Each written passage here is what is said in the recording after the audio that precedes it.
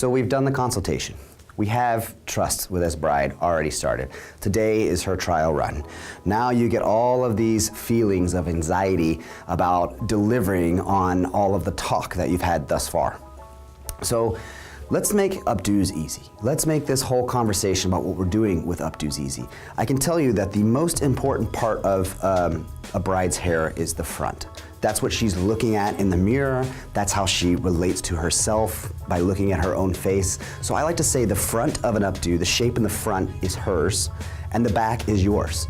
And if you think of it that way, depending on how you're setting up your bases, if you think of it that way, it gives you a lot more freedom to play and be creative and get rid of that anxiety. And with the front, the one that she owns, you do it together.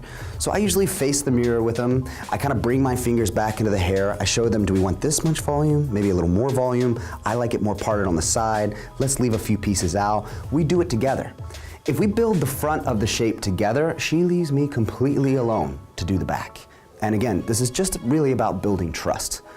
Once you get a shape completed on your bride, this is the opportunity for the two of you guys to look at hair that's on her versus in a picture, and talk about the things that you really like about it and the things that you don't like about it. Whenever I finish a trial run for the first time, seeing how the layers are going to move, how soft is the actual hair, is she shampooing with Pantene Pro V and wanting a lot of volume, or wanting it half up, half down with curls that are going to last all night? You know, all these conversations kind of need to happen. But once we're done with everything, I kind of take a look back and I get real honest with myself. How could I make this better? I take a look at all of those things, and then I sit down with her and I say, here's what I love about this shape. Here's the things that I'm going to change to make it better. Tell me what you think about it. And most of the time, the things that I'm not really all that happy about or can make better are things that they already saw. And again, we're building trust by pointing those things out before she even has an opportunity to be like, well, it's kind of flat on this side, or it kind of sticks out a little further here. Taking a step back at the end of the trial and having a real, honest look at your work and being able to articulate the things that you like and don't like are so important, building that relationship. After we've finished the look and we've had a consultation about our likes and don't likes, we're ending the service. I like to take out my own cell phone and say, I'm just gonna make myself some notes. And I record a video. I walk around her head and I say all the things that I'm gonna change about the updo and all the things that I really like about the updo, and then give myself just a brief rundown how I did it. Started with a ponytail base, left the front out, took this into 3 sections, brought the front and top. It's a little bit flat here, gonna bring out some more lift here, and maybe less curls with a curling iron to get more of a smoother look. She's listening to me say all this and record all this. Maybe 5% of the weddings we do, I actually watch that video again. Like, I really don't need it. But it's important for her to see that it's important to me that we get the best look we possibly can. And in the one instance that you do need it, you can't remember what you did, or you can't remember the challenges or the breakdowns you had, then you have it there for you. It's usually somewhere in between our trial run and our portrait that I'll start having conversations with the bride about how she's wearing her hair on a daily basis. It's really important wedding day that she uses a particular shampoo and conditioner that's not going to inhibit my ability to create volume or make malleable hair. So we start these retail conversations, we start these cut and color conversations. How is this color benefiting the movement that we're putting in the updo?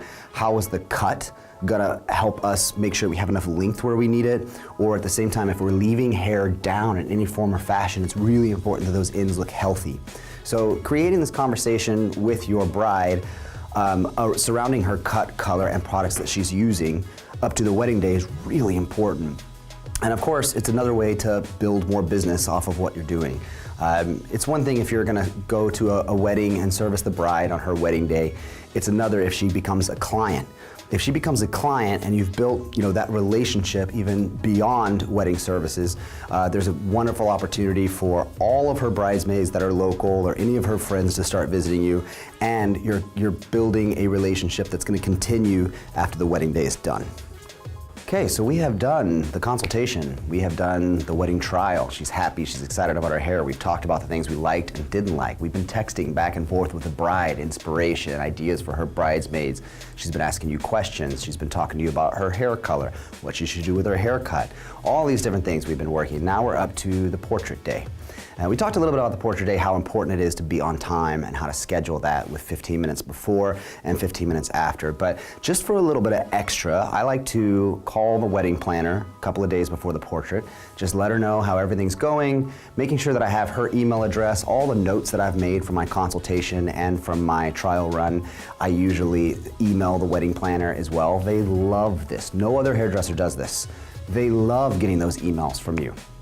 They love to hear how the service that you're giving to their particular customer, and this is going to ultimately have them start using you every chance they can get. So I like to call the wedding planner and just let her know this is where we're at, this is what we're doing, what time we're starting, and ask her if there's anything else she needs from me for the bride.